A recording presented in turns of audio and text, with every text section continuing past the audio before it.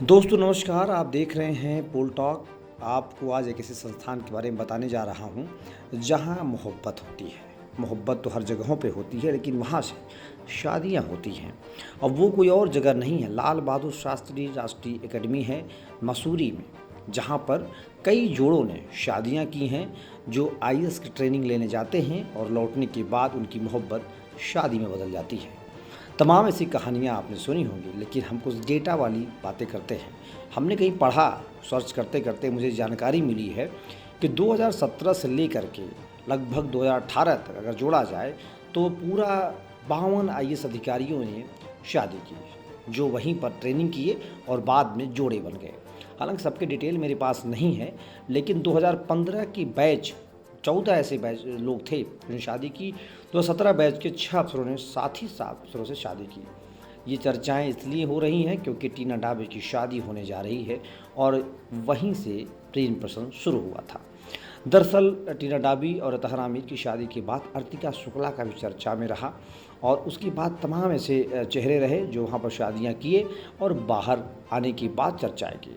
पूर्व गृह सचिव जी के पिल्लई ने एक अखबार से कहा था कि मसूरी खूबसूरत जगह है, अफसर वहाँ ट्रेनिंग के लिए जाते हैं तो प्यार हो जाता है। 1972 बैच के आईएएस अधिकारी पिल्लई ने खुद बैचमेट सुधा पिल्लई से शादी की थी। ये आपको सोचने में लग रहा होगा कि इस तरह की खबरें हम क्यों दिखा रहे हैं। दरअसल ये वही जगह है जहाँ लोग डीएम बनने जाते हैं, कलेक्टर बनने जाते हैं और लौटने के बाद परिवार बसा लेते हैं। आइए ज़रा बताते हैं लवसना के बारे में। 15 अप्रैल 1958 को तत्कालीन गृह मंत्री पंडित गोविंद बल्लभ पंत ने सिविल सेवा के सभी रंगरूटों को प्रशिक्षित करने के लिए मसूरी के 4 लेवल स्टेट में राष्ट्रीय अकादमी स्थापित करने का फैसला किया था। उस समय इस अकादमी का नाम नेशनल एकेडमी ऑफ एडमिनिस्ट्रेशन रखा गया था। 1972 में इसे बदलकर लाल बहादुर शास्त्री अकादमी ऑफ एडमिनिस्ट्रेशन किया गया।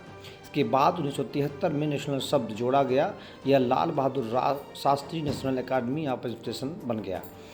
दरअसल सवाल इतना ही नहीं है, लवसना का एकेडमिक सांग एक बंगाली सांग है जिसे श्री प्रख्यात बंगाली संगीतकार, गीतकार और गायक अतुल प्रसाद सेन ने 1871 से 1934 ने कंपोज किया था। वे एक सफल वकील, परोपकारी, सामाजिक कार्यकर्ता, शिक्षाविद, साहित्यकार थे। 11 मई 1973 से 11 अप्रैल 1977 तक अकादमी के निदेशक रहे राजेश्वर प्रसाद। उनके कार्यकाल के दौरान यह गाना, यह गीत, यह संगीत उसे अपनाया गया।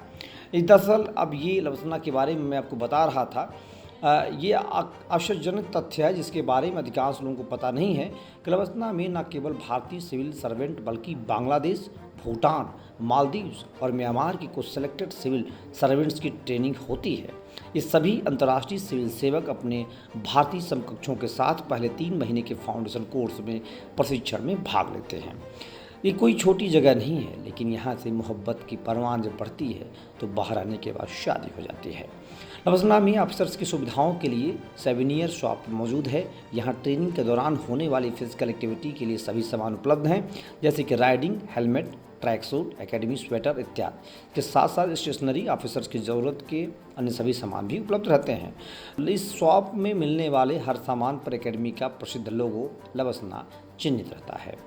लवसना में आप लोगों का आना प्रतिबंधित है। आप लोग सोच रहे होंगे कि हम भी जाएं वहाँ पर घूम आएँ।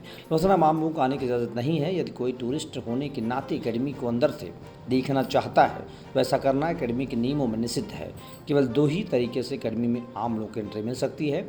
अगर एकेडमी किसी को गेस्ट स्पीकर के तौर पर आमंत्रित करती है तो वह एकेडमी के अंदर जा सकता है, या फिर एकेडमी में ट्रेनिंग ले रहे अफसर्स के परिवार परिचित लोगों को ही एकेडमी में अंदर जाने की अनुमति मिलती है। लवसना में 2 साल की ट्रेनिंग पूरी होने के बाद प्रत्येक आईएएस अफसर को जवाहरलाल नेहरू विश्वविद्यालय द्वारा मान्यता प्राप्त एमए इन पब्लिक मैनेजमेंट की डिग्री प्रदान करता है। यह डिग्री केवल यूपीएससी सिविल सर्विस की परीक्षा क्लियर करने वाले आईएएस अफसर्स को ही मिलती है। आपको बता दें कि लवसना में स्टेट सर्विस से प्रमोट होकर के आईएएस बनने वाले अधिकारियों की भी ट्रेनिंग होती है। तो ये वो जगह है जहाँ पर रंगरूट जाते हैं और वहाँ से प्रेम प्रसंग बढ़ा करके बाद में परिवार बसाने आ जाते हैं। टीना डाबी के बहाने ये चर्चा होना बहुत ज़रूरी था और आपको ये सारी जानकारियाँ हमने उपलब्ध करा दिए हैं।